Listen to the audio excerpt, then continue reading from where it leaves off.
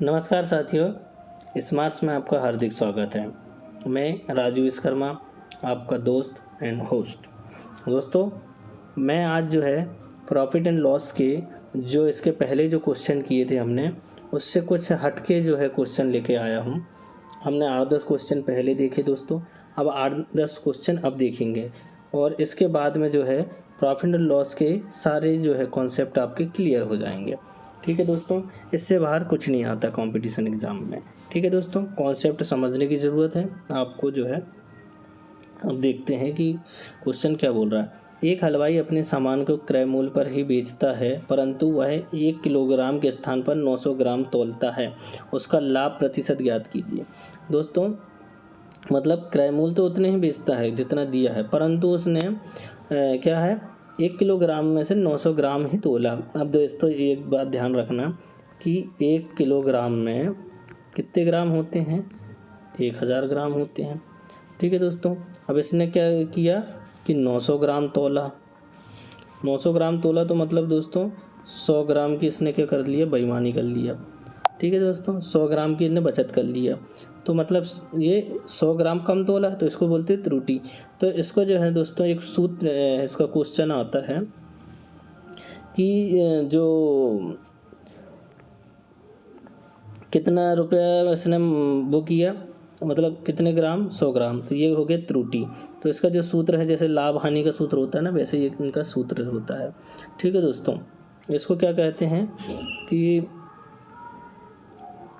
त्रुटि। त्रुटि बटे क्या होता है, सत्य माप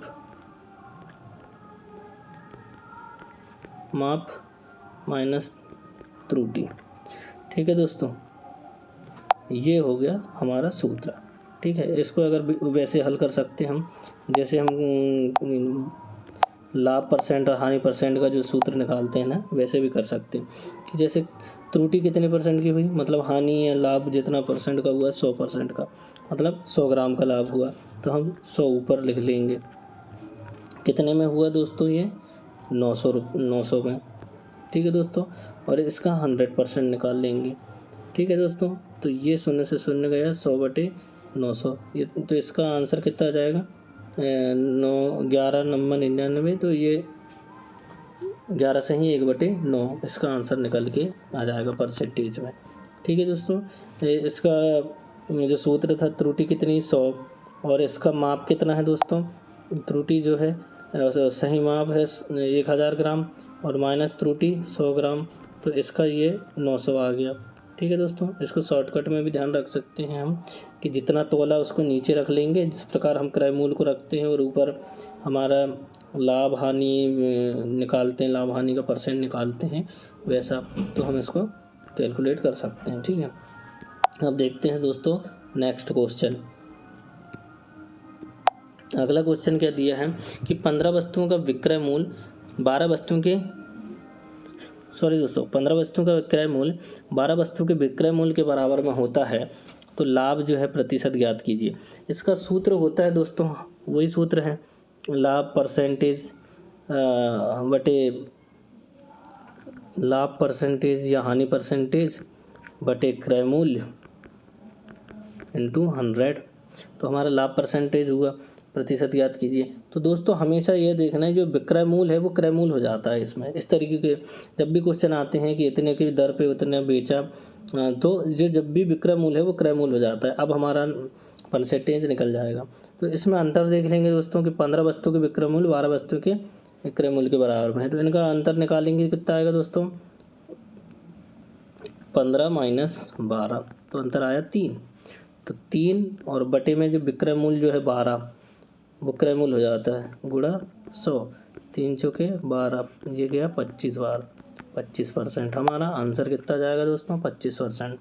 ठीक है दोस्तों, इस तरीके के क्वेश्चन जब भी करना है दोस्तों, तो इसका जो विक्रय मूल्य होता है वो क्या हो जाता है, क्रय मूल्य, और जो है इनका अंतर निकाल लेंगे तो उतना लाभ का परसेंटेज निकल जाएगा, लाभ निकल जाएगा या हानि निकल जाएगी। तो उसका परसेंटेज निकालने के लिए हमारा ये सूत्र लग जाता है, लाभ परसेंट बटे क्रय मूल्य इंटू 100। अब इसका कैलकुलेशन हम कर सकते हैं। अब देखते हैं दोस्तों नेक्स्ट। अब दोस्तों ये है तीसरा क्वेश्चन कि एक फल विक्रेता ने 15 के 6 की दर से केले खरीद कर 12 के 4 की दर से बेच दिए, उसका लाभ या हानि प्रतिशत ज्ञात कीजिए। जब भी कभी दोस्तों इस तरीके के क्वेश्चन आते हैं तो हमको क्या करना पड़ता है, इसके जो है एग्जैक्ट डिजिट निकालना पड़ता है कि जो 15 के 6 की दर से या 12 के 4 की दर से, अब हम इसको क्रय मूल्य और विक्रय मूल्य कैसे निकालेंगे या परसेंटेज लाभ कैसे निकालेंगे। तो इसके लिए क्या है कि सबसे पहले तो जो भी संख्या दी है 15, 6, 12 और 4, ठीक है दोस्तों, तो इसका एलसीएम निकाल लेंगे। तो दोस्तों एलसीएम निकालने का शॉर्ट ट्रिक बता रहा हूँ आपको कि जो सबसे बड़ी संख्या है उसका हम गुणज देखते हैं। अगर 15 है तो 15 का इन सभी में भाग जा रहा है तो इसका एलसीएम 15 होगा। 30 देंगे तो 15 का गुणा, जैसे 15 दूनी 30, 30 में 12 का भाग नहीं जाएगा। अब 15 तिया 45, 12 का भाग नहीं जाएगा। 15 चौके 60, सबका चल जाएगा, 15 का, 6 का, 12 का, 4 का। तो ये क्या हो जाएगा, इनका एलसीएम ले लेंगे हम 60। अब नेक्स्ट क्या है कि जितना हमने दिया है कि 15 के 6 की दर से, 15 रुपये में 6 की दर से, है ना, और इन टोटल अमाउंट कितना 60, तो 6 धाम 60, तो ये जाएगा 150। ये क्या है, विक्रय मूल्य, मतलब ये क्रय मूल्य है, ठीक है, खरीदा मतलब क्रय मूल्य। अब इसी का जो है 12/4 गुणा 60 दिया जाएगा, 15 चौके 60, और ये हो जाएगा 180। ये हो गया विक्रय मूल्य। तो हमेशा ध्यान रखना दोस्तों, ये अब हमारा जो क्वेश्चन था पिछला वाला, उसी की तरह हम इसको हम हल कर सकते हैं। कैसे दोस्तों कि इनका अंतर निकाले तो कितना आएगा, अंतर आया 30, और क्रय मूल्य जो है कहाँ से हो जाएगा, जो विक्रय मूल्य है वो क्रय मूल्य हो जाता है। ये हमारा था खरीदा मतलब ये क्रय मूल्य है, और ये है विक्रय मूल्य।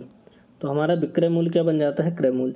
तो यहाँ 180 इंटू 100, 180 इंटू 100, शून्य से शून्य गया, 3 6 18, और ये क्या है 50/3। ठीक है दोस्तों, हमारा ये आंसर कितना आ जाएगा दोस्तों,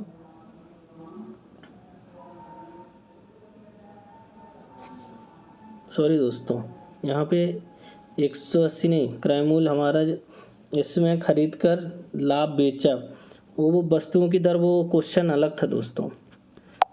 यहाँ पे जो क्वेश्चन जो है, यहाँ पे डायरेक्ट क्रय मूल्य दिया है, डायरेक्ट क्रय मूल्य दिया है, तो इसका क्रय मूल्य यही होगा 150। ठीक है दोस्तों, क्योंकि उसमें अलग था कि 15 वस्तु के बराबर का जो क्रय मूल्य है 12 वस्तु के विक्रय मूल्य के बराबर है। यहाँ पे अलग अलग है, इसमें कंडीशन अलग है दोस्तों। 15 रुपये में 6 की दर से खरीदा और 12 के 4 की दर से बेचा, तो इसे कंडीशन अलग है। उस तरीके की जो कंडीशन आएगी कि जिसका वस्तु के विक्रय मूल्य क्रय मूल्य के बराबर में हो, तो वो कंडीशन अलग है। तो यहाँ क्रय मूल्य दोस्तों 150 ही आएगा। इनका अंतर कितना है 30, तो 30 आ जाएगा, और क्रय मूल्य अपना 150 इंटू 100, शून्य से शून्य गया, 3 5 15, 5 का काटेंगे तो 20%। हमारा आंसर कितना जाएगा 20%। ठीक है दोस्तों, आशा करता हूँ समझ में आया होगा।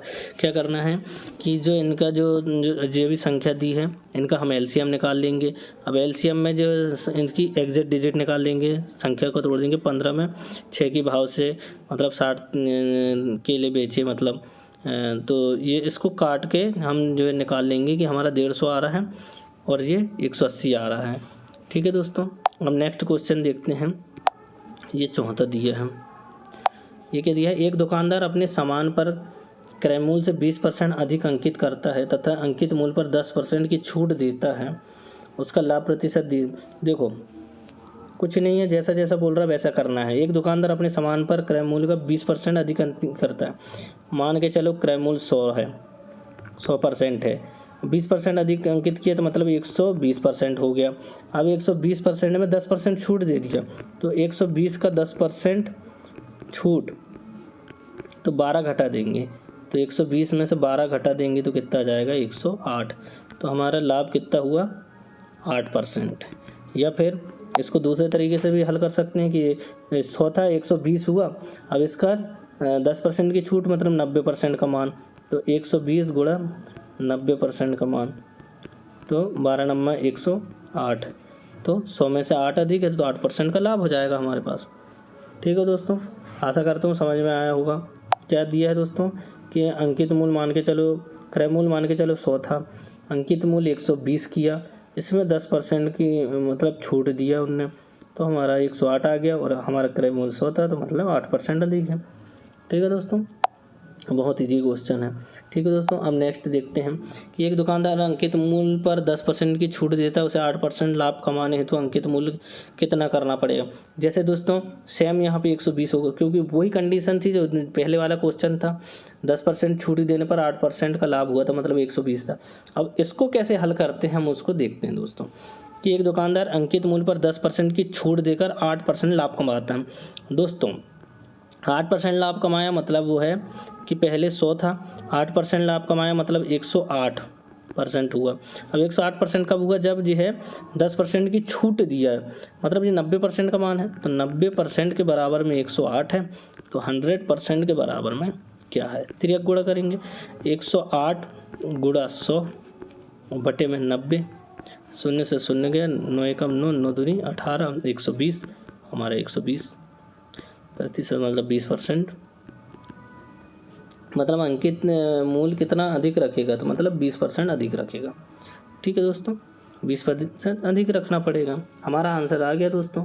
ठीक है, जैसा जैसा बोल रहा हूँ दोस्तों वैसे ही करना है। क्या करना है यहाँ पे हमको, क्या करना है, मैं बार बार इसलिए रिपीट कर देता हूँ दोस्तों कि सेकेंड बार में आपको क्वेश्चन अच्छे से समझ में आ जाए। देखो कोई भी चीज़ अपने आप में 100% होती है, 8% का लाभ कमाया मतलब 108 हो गया। अब ये 8% कब हुआ, जब 10% की छूट दिया, मतलब 90% ही दिया इनने, तो 90% के बराबर में 108, तो 100% बराबर कितना, तिर्यक गुणा करेंगे, हमारा आंसर आ जाएगा। ठीक है दोस्तों, तो हमारे 120 आया, मतलब 20% अधिक अंकित करना पड़ेगा। हम देखते हैं दोस्तों छठवां क्वेश्चन, कि 3 क्रमागत बट्टों में से 20%, 10% तथा 5% के समतुल्य बट्टा क्या होगा। तो इस तरीके के क्वेश्चन जब भी होते हैं दोस्तों, तो कोई भी संख्या, मतलब कोई संख्या क्या है, 100 है, 100 के समतुल्य बट्टा, बट्टा मतलब छूट, 100 रुपये में कितने की छूट दी है, 20% की, 20% की मतलब 80%। अब इसमें 10% की फिर छूट दिया, मतलब 90%। इनमें गुणा करते जरूरत नहीं दोस्तों, और इसका ये कितना निकल के आ जाएगा दोस्तों, 95%। अब दोस्तों इसको क्या करते हैं, कैलकुलेट कर देते हैं। ये कैलकुलेट करेंगे, 100 में से 100 कट जाएगा, ये 200 से जो नीचे वाला 100 कट जाएगा। अब क्या करेंगे दोस्तों, अब जो 5 से कट जाएगा, 19 पंचे 95, और 5 से ये चल जाएगा कितने बार, ये 20 बार,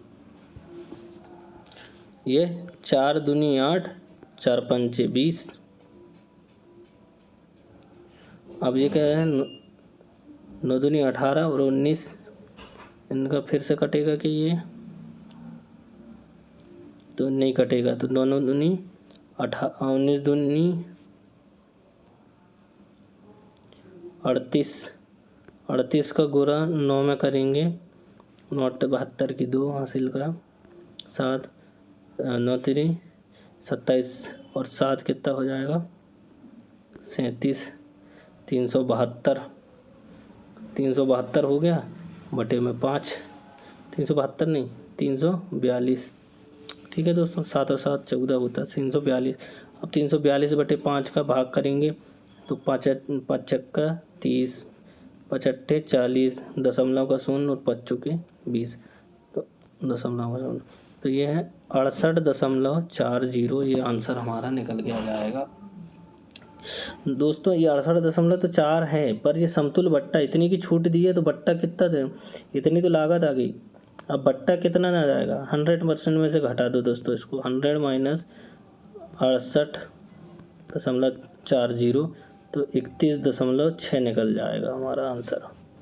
ठीक है दोस्तों, कहाँ से कैसा आया, कोई भी चीज़ 100% है, 100% में बट्टा दिए, 3 क्रमागत बट्टा, 80, 20% की छूट मतलब 80%, 10% की छूट 90%, 5% की छूट 95%, है ना।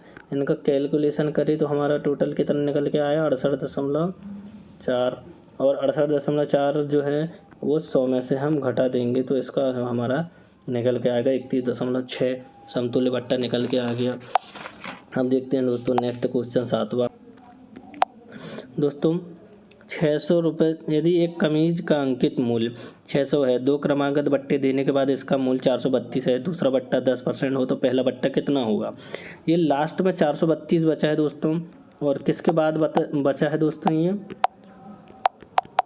ये किसके बाद में बचा है, जब बट्टा देने के बाद में 10% का बट्टा था, तो मतलब ये जो लास्ट वाला संख्या 90% के बराबर में है, 10% का बट्टा दे दिया, तो 90% 432 के बराबर में है। तो इसका 100% कितना हो जाएगा, x 3 गुणा 432 डबल शून्य हो जाएगा, 3 गुणा में 100 में बटे में 90, 9 शून्य से शून्य गया, 9 चौके 36 और बच गया कितना 7 9 8 72, यह जाएगा 480 रुपये। अब 480 रुपये था, तो ये पहला ये संख्या ये थी। अब पहला बट्टा दिया होगा तब 480 रुपये बचा होगा, क्योंकि दोस्तों दूसरे बट्टे के बाद 432 बचा था।